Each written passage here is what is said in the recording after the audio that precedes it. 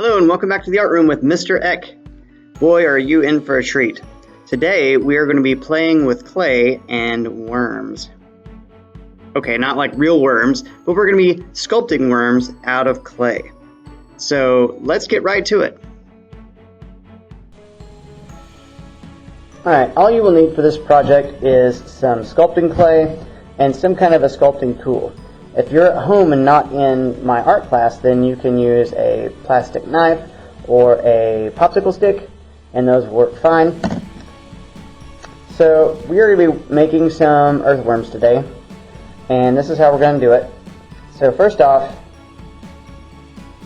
this is way too much clay. So I'm going to get down to about a golf ball sized piece of clay like that. And now we're going to make what's called a coil.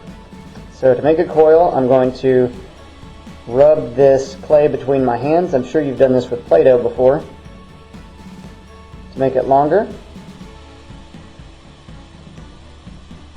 And kind of rub it in your hands a little bit more on the ends because worms are kind of pointy on the end.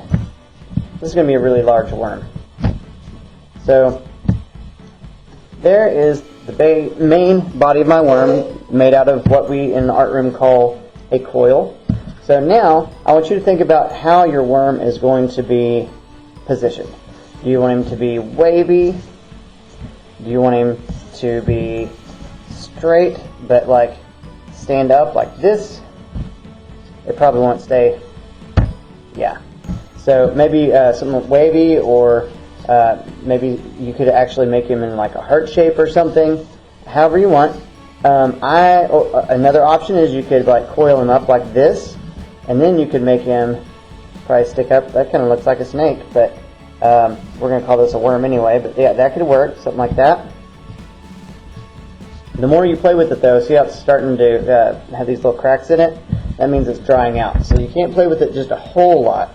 I'm going to rub a little water in there to moisturize my little worm. There we go. A little bit more water.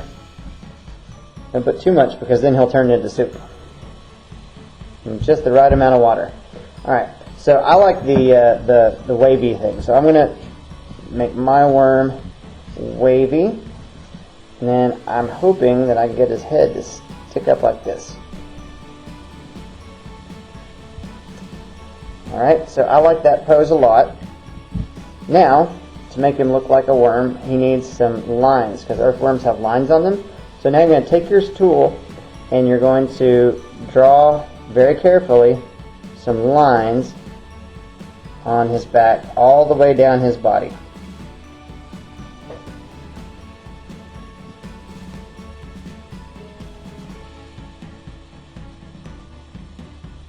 That's what's going to make him look like an earthworm.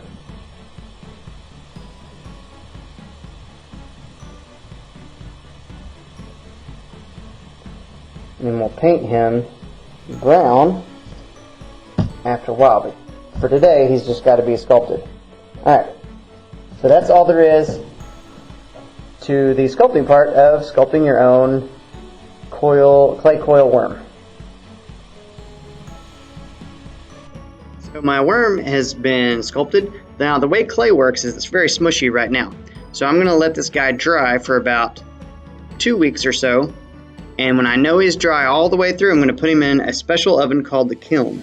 Now the kiln bakes clay at 2,000 degrees for 8 hours. And it changes this clay into something called ceramic. So when he comes out of that kiln the next day, he will be white and hard. And if you click him on a table very carefully, it'll sound like a drinking glass, because ceramics is very similar to glass. And after that point, we can paint him. And in class, I'm planning on us gluing some little googly eyes on this guy. I think that'll be really fun. So anyway, that is our clay coil earthworm. And I hope you enjoy playing with clay.